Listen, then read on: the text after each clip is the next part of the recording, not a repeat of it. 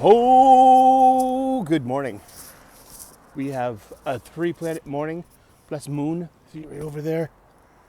That's Venus and Jupiter. And welcome to Naked High Sky. No, that's the other show. This is Live and Learn, the Morning Gratitude Show, where we start off our day with a gratitude list. And more specifically, it is Apolitically Incorrect Friday, where we get a little bit apolitical, because I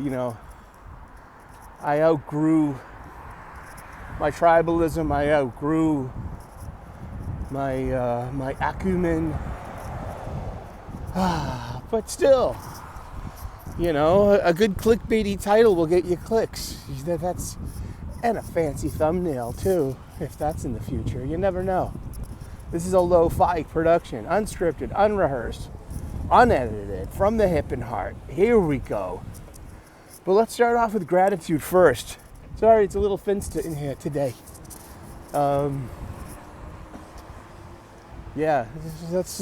Whatever. It's first thing in the morning. It's not even 5 a.m.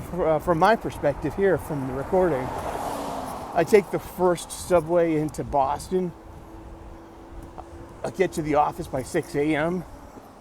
That's my shift. That's what I do. And I'm up and at 'em early.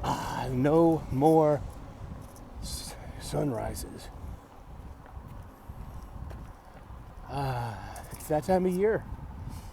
And the sunrises will return in about 8 months. Here we go. Well, it's literally the middle of August. And so let's start off with gratitude, because this is the gratitude list show. And I start off my day with a gratitude list. And it's really giving me traction. A lot of the things that's been holding me back and nagging me and shit. So I am grateful for my family, my friends, my faith, my freedom, my health, my union job, a good night's sleep, a solid breakfast, the peace that comes from being a single man my age, my sobriety in whatever form that takes today, and for the U.S. military for, doing their job. I'm a lifelong civilian. And for not just all the active military, but all the veterans, and especially those who gave their lives in performing their duty, securing our nation, our borders, our culture, our way of life. God bless America. Seriously. Still the best country in the world. People try to get here by hook or by crook. They do. Venus, Jupiter, Naked Eye Sky. But yeah, we do something called Apolitically Incorrect Friday. We've been doing it for like a year now. Where I used to have a huge political acumen. I used to give a shit more. I used to watch Meet the Press every Sunday at 10:30 during the Tim Russert days. I used to read the opinion editorial page. It's usually the last page of the first section of the daily newspaper and in the Sunday paper. I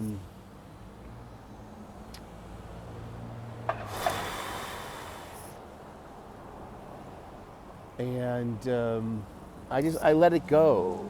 Like my attachments to all this stuff, it causes me misery and it causes me overthinking. And with the extreme tribalism that's, prescribed with the two tribes, the red robot and blue robot.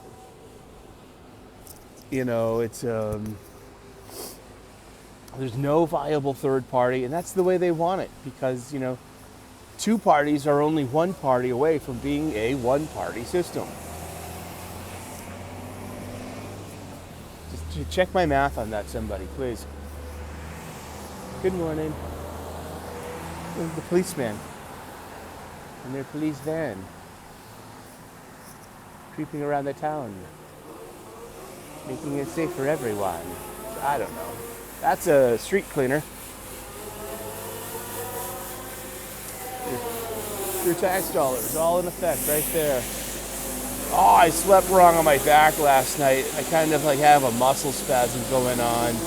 I put some of that liniment on, that THC stuff. So it's like icy hot. But it don't get you high, but it does take care of the pain a bit and discomfort. So I'm like,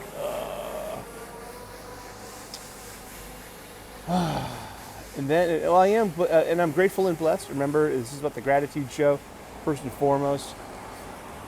Oh, 2 cop cars rolling in the same direction. It's not even 5 in the morning.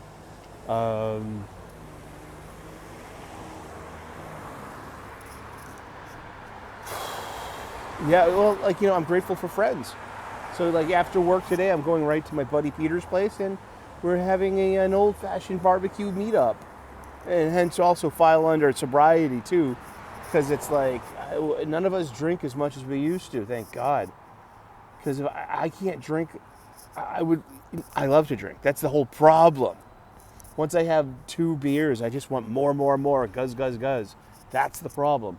And then tomorrow, I'll be half-witted and slow and sluggish. And you don't even have to be hungover. Heck, I got Wes's Thinking Critical tomorrow at 10 a.m. U.S. Eastern, tune in.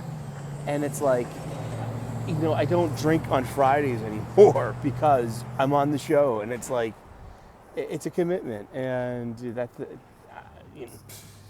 so lots of gratitudes going on. So I'm grateful for my friends. And, don't want to get too drunk. Or, I just want to sip on a beer. Maybe a beer an hour. Just sip slowly. A light beer, Then take the subway home. It takes about an hour in the subway. Yeah. Almost. And take a late subway too, so you got to be safe and heads up and, But here I am. It's I'm up at 3:30 in the morning, 3:47 to be exact. And, work all day, then go right to, to Lexington, and then come home later tonight. So it's it's going to be a long day for me. So I don't want to be wasted on the train. You need to go to the bathroom. I usually get pretty panicky at this point too. Oh, God bless me. Thank you, Krishna. But it's Apolitically Incorrect Friday. Oh, wow. What? Oh, there's 2 more police cars. They're all going in the same direction. So that's 4 police cars. And now they're starting to pick up the speed a bit.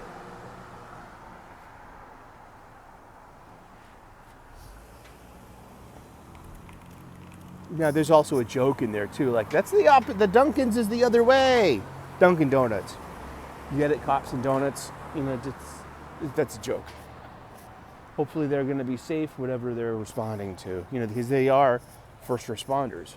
Remember, if you defund the police, but what about the first responders? Oh, wow, look, a moral quandary. Hey, look, a conundrum. Oh, wow. We painted ourselves into a corner with our rhetoric and our sloganeering. Oh, wow. I didn't. I'm free of that shit. I am neither Democrat nor Republican. I am neither progressive nor conservative. Yet I possess values of both and neither. I refuse to be pigeonholed. I refuse to be labeled. I refuse to accept what is given to me. I think there is also room for negotiation. And there's room to get along. And there's room to, forge a new path. Here we go. Awesome. Good morning. Happy Friday. Happy Friday. Awesome. Good morning. TGIF, heard. Hey, the Sox win last night? That I don't know. Okie dokie. My buddy's going to the game today. Oh, cool.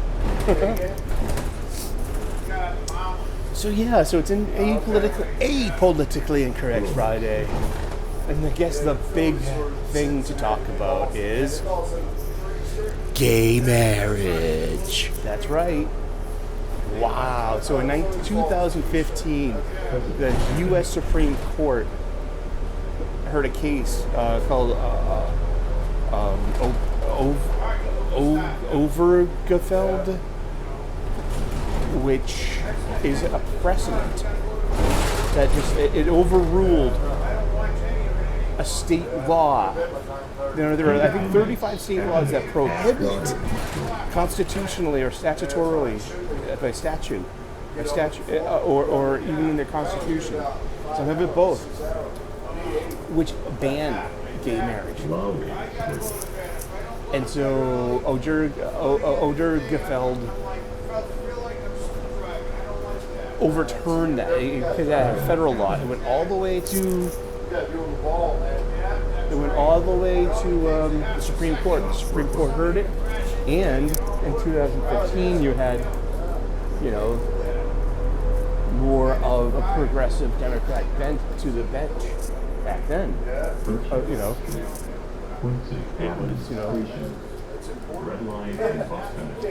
The end of the Obama years, that kind of thing.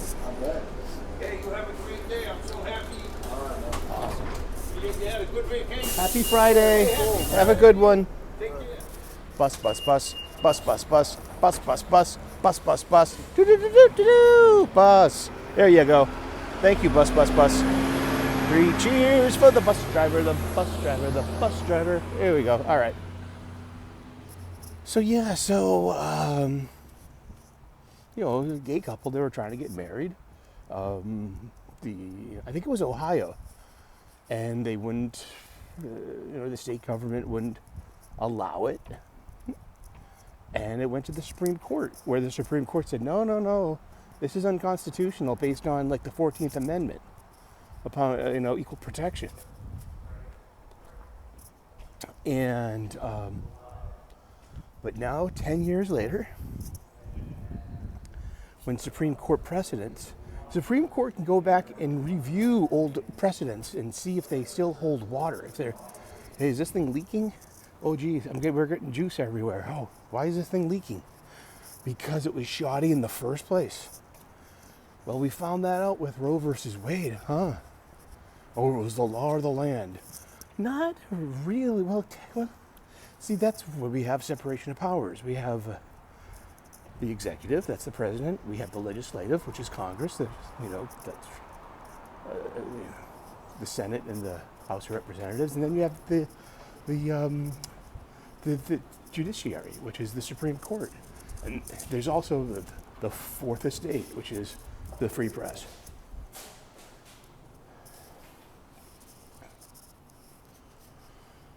And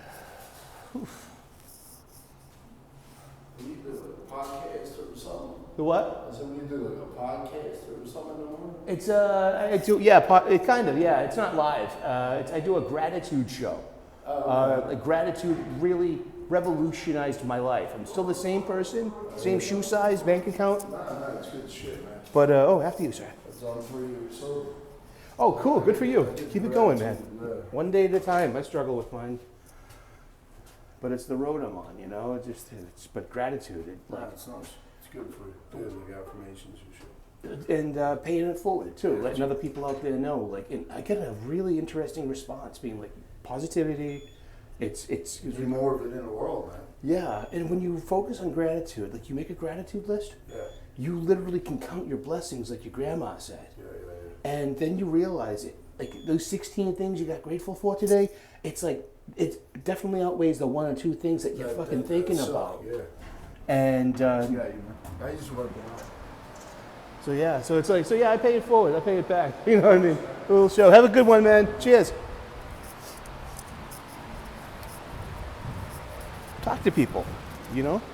How am I single? I'm fearless. I talk to everyone. I know why I'm single, because half of it's because I'm a loser, and the other half is because I'm picky. And I have established the peace. I have peace. Alrighty. And we like to start off the day with not just gratitude, but with positivity and patriotism. Positive patriotism. I pledge allegiance to the flag of the United States of America and to the republic for which it stands, one nation under God, indivisible, with liberty and justice for all. Oh, say, can you see by the dawn's early light what so proudly we hailed at the twilight's last gleaming, whose broad stripes and bright stars through the perilous fight o'er the ramparts we've watched were so gallantly streaming, and the rocket's red glare, the bombs bursting in air, gave proof through the night that our flag was still there. Oh, say does that star-spangled banner yet wave o'er the land of the free and the home of the brave. Let's get it on. Let's back to gay marriage, which is interesting too, because 75% of lesbian marriages end up in divorce. About 50% of straight marriages end up in divorce, and about 25% of gay men marriages end up in divorce. So we all know that women are the problem.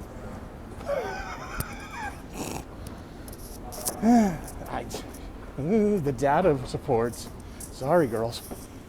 But that's not the problem right now. The problem is precedent versus making a law itself. Now, here's our quandary. Is everything fair to compare to slavery? I got a point here. The thing about slavery was it was about state rights versus human rights. And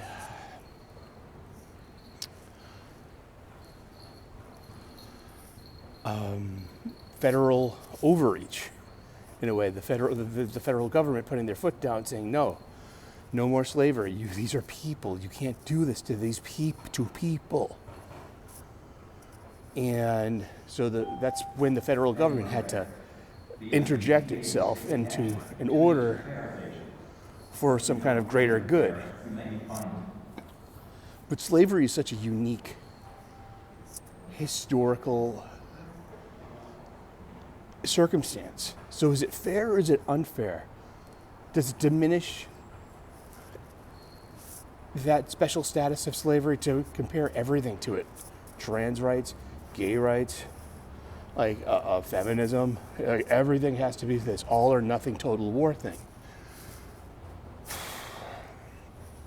So here we have, the formerly progressive Supreme Court making a ruling, and now 10 years later, that same Supreme Court has a more conservative leaning due to the first Trump administration. And now there's a couple of ways this could go. Because, Obergefell could get overruled. Rights can go back to the states.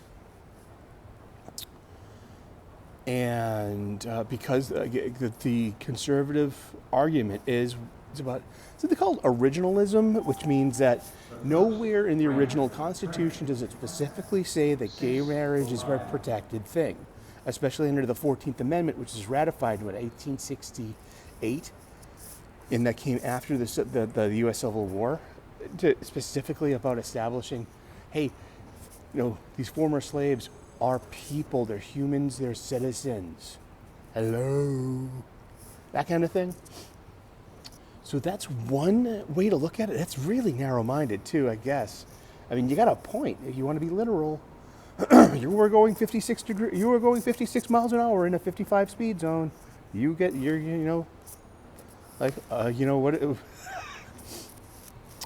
other one is about federalism. It's about, it's about the federal overreach.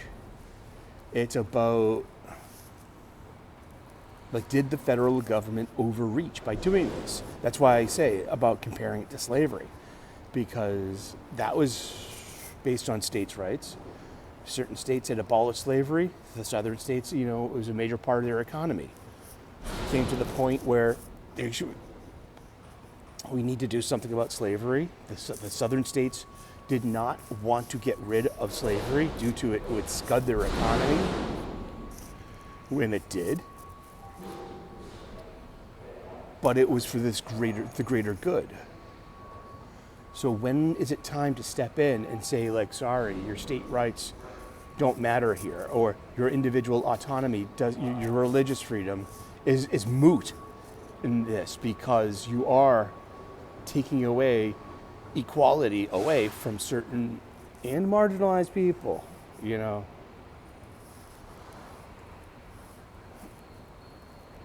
So you got those two. And the third part is that Ogerbefeld is not a law. It wasn't put through the legislature. It didn't go through Congress. It wasn't ratified. It wasn't a bill, it wasn't ratified, and it wasn't made into law. This is not, it's a legal precedent. It's the standing law of the land because it's a legal precedent. But as we saw with, Roe versus Wade, precedent can be overturned over time, especially when you have new information and new needs. And in my humble opinion, of course, conservatives saw an advantage to take, to save the babies and to bash the, and to do something about our failing fertility rates and population, blah, blah, blah, woof, woof. I think that Roe versus Wade had more to do with medical privacy because that's what it was founded on. Roe versus Wade was built upon a previous precedent called Griswold versus Connecticut. And that was about medical privacy between, a husband and a wife. And that became, and so Roe versus Wade was built upon Griswold versus Connecticut about medical privacy. Now now we're post-COVID and remember passport IDs, vaccine passports, having your papers showing that you got your shots. Remember Howard Stern? Remember Stephen Colbert and the dancing needles? Remember, what they did to Gina Carano? She's anti-mask. Oh, masks, vaccines, in hindsight, what was that all about? Not for this show, but it's just to put out there. Was that overreach? It's okay when you guys do it, but when these guys do it, it's not? How's that supposed to work? How's that supposed to make sense? Dive bombers, none. So, like Roe versus Wade, which I'm a little surprised that there's been no legislature. Where is the codified law? Where is the bill to be ratified by Congress to preserve equal rights for women? To do, where is it? It can't just be stymied by, it's a Trump administration. It's a conservative, Congress. We're never going to get our way. If there's a will, there's a way. But I haven't heard anything about trying to, let's fix the Roe versus Wade thing by making a law. Hello, because that was a legal precedent, So and don't predicate that on medical privacy. Medical privacy is like the issue there, and dunking on the libs is owning the libs is just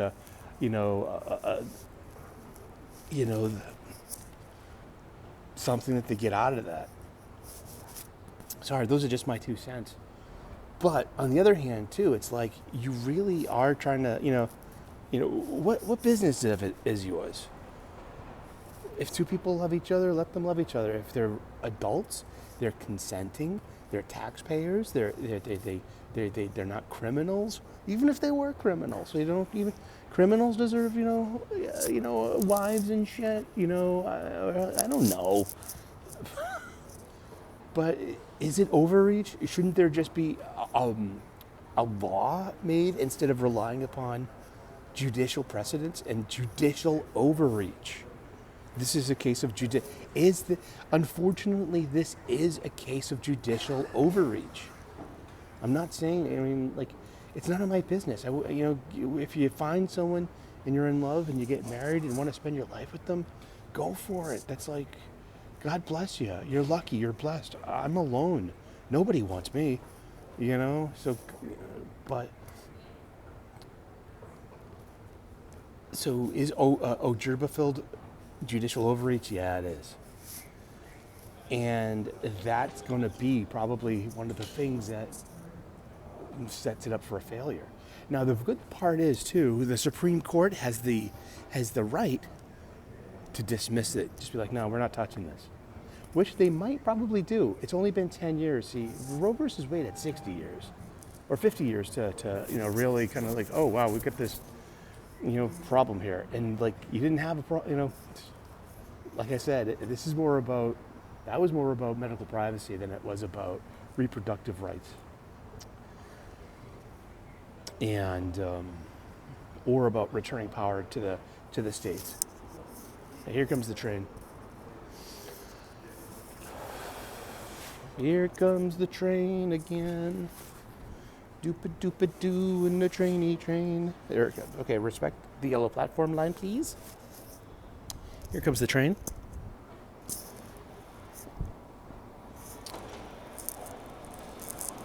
As an ordained minister who performs wedding ceremonies, or used to, I would totally perform a gay ceremony. Why not?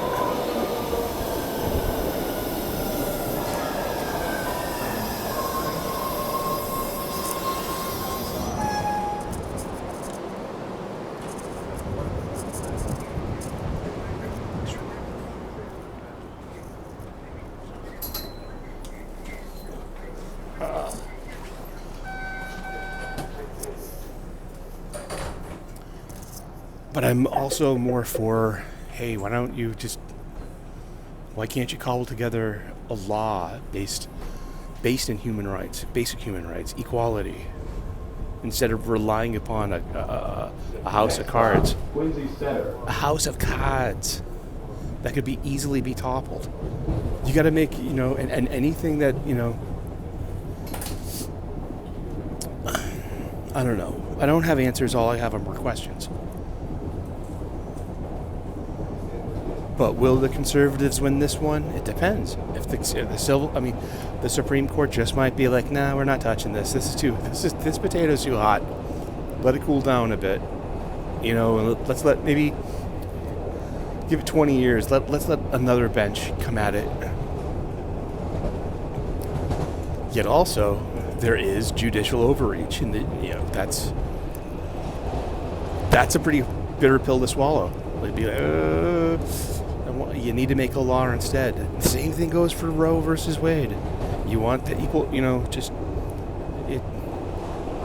but it's already stated in the Constitution. And then you can't but people take the Constitution literally, and then people take the Constitution with some kind of elbow room to interpret stuff, especially, and I think personally the Founding Fathers and the Framers, there were gay people back then too.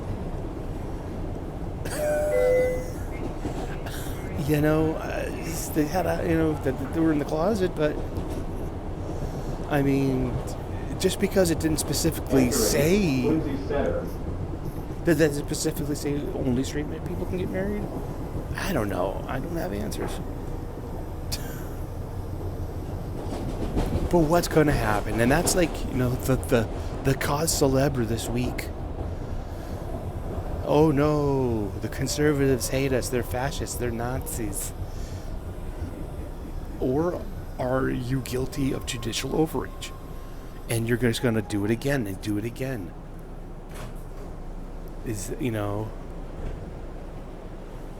And when do state rights and individual autonomy run across something such as federal overreach? And again, is it fair or unfair to compare everything to slavery and that solution?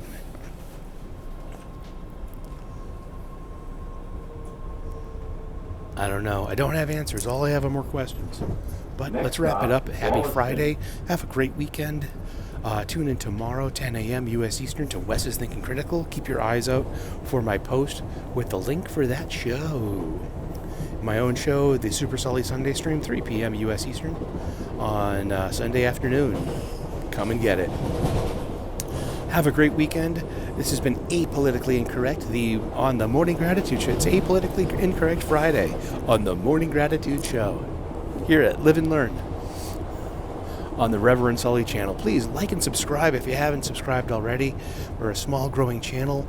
And yeah, that's about it. Okay, God bless. Namaste. Good luck. We will see you with more videos. Bye-bye.